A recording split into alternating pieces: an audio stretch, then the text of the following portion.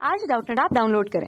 Doubtnut पर अपने सभी गणित, रसायन विज्ञान, भौतिक विज्ञान और जीव विज्ञान के डाउट्स का करो सफाया। बस प्रश्न की फोटो खींचो, एक ही प्रश्न को क्रॉप करो और तुरंत वीडियो सोल्यूशन पाओ। अभी डाउनलोड करें। हेलो एवरीवन, यहाँ पे हमें क्वेश्चन दिया गया है, आर्तव चक्र क्या है?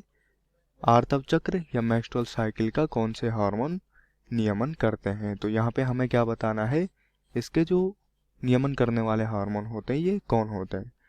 तो जो ये आर्तव चक्र होता है ये क्या होता है, जो प्राइमेट गण की मादाएं होती हैं, क्या होती है, प्राइमेट गण की जो मादाएं होती हैं, इन मादाओं में होने वाला जो जनन चक्र होता है, क्या होता है, इन मादाओं में जो होने वाला जनन चक्र होता है, इस जनन चक्र को ही क्या कहा जाता है, आर्तव चक्र कहा जाता है। तो मतलब इस प्राइमेट गण में कौन कौन आते हैं, जैसे कपी हो गए, ठीक है, इसके अलावा जैसे बंदर हो गए, और साथ साथ में जैसे मनुष्य। तो मनुष्यों की जो मादाएं होती हैं इनमें क्या होता है, ये आर्तव चक्र या जिसको क्या कहते हैं हम, मेंस्ट्रुअल साइकिल पाई जाती है। अब ये क्या होता है कि ये जो आर्तव चक्र की शुरुआत होती है तो ये होती है यौवनावस्था में। कब होती है? यौवनावस्था में इसकी शुरुआत होती है, और जब इसकी शुरुआत होती है इसको उस समय कहा जाता है रजोदर्शन। क्या कहा जाता है? रजोदर्शन। तो हम बात करें यहाँ पे आर्तव चक्र की, तो जो ये आर्तव चक्र होता है इसको सामान्य जन की भाषा में हम क्या कहते हैं, इसको मासिक धर्म भी कहते हैं। क्या कहते हैं? सामान्य जन की भाषा में इसको मासिक धर्म भी कहा जाता है, या इसको माहवारी के नाम से भी जाना जाता है। किसके नाम से जाना जाता है? माहवारी। तथा जो रजोधर्म होता है, रजोधर्म भी इसी को कहा जाता है। तो ऊपर जैसे कि मैं बता चुका हूँ, इसकी जो शुरुआत होती है ये क्या होती है, यौवनावस्था में होती है। जब क्या होती है, स्त्रियां या जो लड़कियां होती है वो क्या होती है, यौवनावस्था में पहुंचती हैं, तो उनमें क्या होता है, रजोधर्म शुरू हो जाता है, जिसको रजोदर्शन कहा जाता है। अब ये जो आतर्व चक्र होता है ये क्या होता है, 28 दिनों में दोहराया जाता है। मतलब ये क्या होती है, 28 दिनों की एक चक्र होता है। क्या होता है? चक्र होता है। तथा 28 दिनों बाद फिर से क्या किया जाता है, ये जो चक्र होता है ये दोहराया जाता है। क्या किया जाता है, ये जो चक्र होता है ये दोहराया जाता है, ठीक है। अब क्या होता है इसके बाद कि ये जो प्रत्येक आतर्व चक्र होते हैं, क्या होते हैं, ये जो आतर्व चक्र होते हैं, प्रत्येक आतर्व चक्र का जो मध्य होता है, मतलब मध्य की बात करें हम तो जैसे 14वें दिन, तो 14वें दिन में क्या होता है, अंडाशय से एक अंडाणु मोचित होता है। क्या होता है? अंडाशय से एक अंडाणु का मोचन होता है। और जब ये अंडाशय से अंडाणु का मोचन होता है तो इस प्रक्रिया को अंडोत्सर्ग कहा जाता है। क्या कहा जाता है?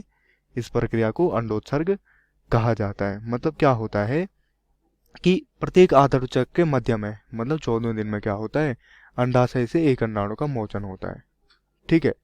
अब क्या होता है इसके बाद, जब अंडाणु मोचित होता है तो इसको अंडोत्सर्ग कहते हैं।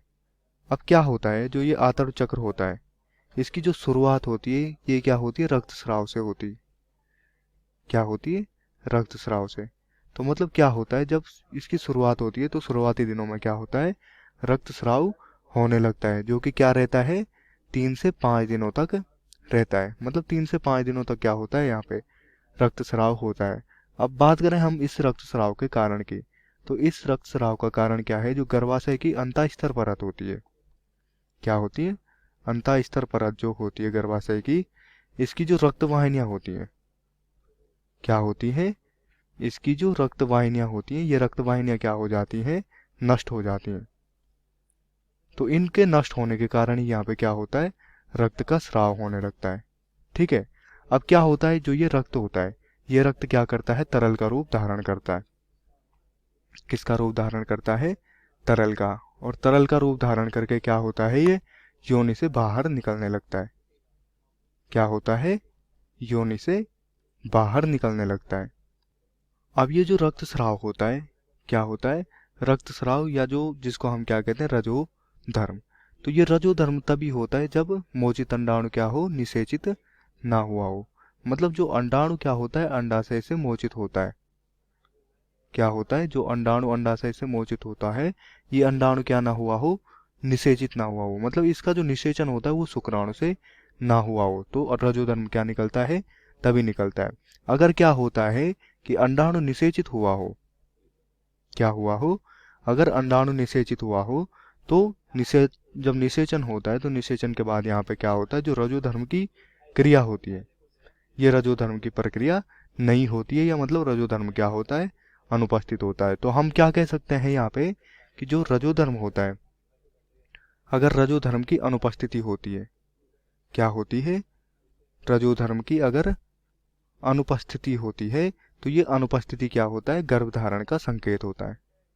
मतलब क्या कह सकते हैं, जो स्त्रियां होती हैं वो किससे हो सकती हैं, गर्भ से हो सकती हैं, अगर यहाँ पे रजोधर्म की क्या होती है, अनुपस्थिति होती है। यद्यपि इसके क्या होते हैं, कई अन्य कारण भी होते हैं, जैसे स्त्रियों का क्या हो, दुर्बल स्वास्थ्य, मतलब कोई स्त्रियां क्या होती हैं, दुर्बल स्वास्थ्य की होती हैं, तो उनमें क्या होता है कि ये रजोधर्म जो होता है अनुपस्थित हो जाता है। या कभी कभी क्या हो जाता है, थकान के कारण या थकावट के कारण क्या होता है, ये जो रजोधर्म होता है इसमें अनुपस्थिति होती है। ठीक है। आतर्क प्रावस्था के बाद क्या आती है, यहाँ पे पुटकिया प्रावस्था आती है। तो क्या होता है, जो आतर्क प्रावस्था होती है, जैसे कि मैंने ऊपर बताया, उसमें क्या होता है, रक्तस्राव होने लगता है। इसके बाद क्या होता है, ये पुटकिया प्रावस्था होती है। क्या होती है, पुटकिया प्रावस्था। तो इस पुटकिया प्रावस्था के दौरान क्या होता है, जो पुटक होते हैं, इन पुटकों में क्या होती है, वृद्धि होती है। ठीक है। अब क्या होता है, गर्भाशय के अंदर क्या होता है, इन प्राथमिक पुटकों में वृद्धि होती है, और ये क्या बन जाते हैं, जो ये पुटक होते हैं ये पूर्णग्राफी पुटक का रूप धारण कर लेते हैं। क्या कर लेते हैं, पूर्णग्राफी पुटक का रूप धारण कर लेते हैं। मतलब ये किस में परिवर्तित हो जाते हैं, पूर्णग्राफी पुटक में परिवर्तित हो जाते हैं। तथा इसके साथ साथ क्या होता है, यहाँ पे जो गर्भाशय होता है, गर्भाशय में प्रचुरोद्भवन होता है।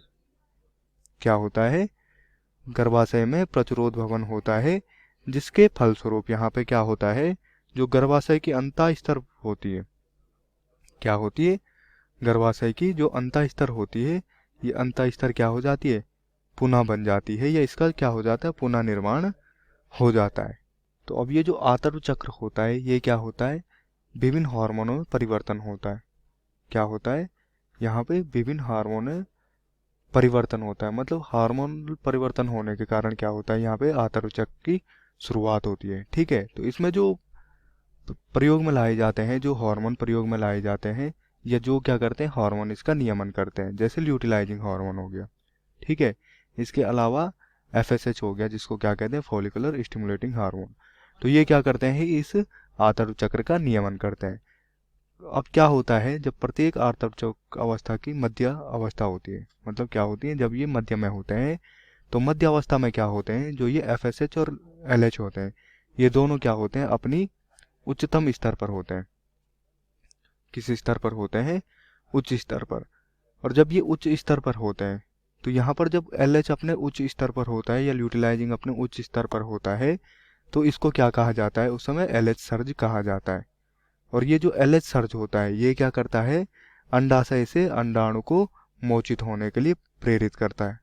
मतलब अंडाणु का मोचन क्या होता है, LH के कारण होता है, जब ये क्या होता है, अपने अधिकतम या उच्चतम स्तर पर होता है। कक्षा 6 से 12वीं से लेकर नीट, IIT, JEE वो एडवांस के लेवल तक 1 करोड़ से ज्यादा छात्रों का भरोसा। आज ही डाउनलोड करें डाउटनेट ऐप या व्हाट्सएप करें अपने सारे डाउट्स 8400 400 400 पर।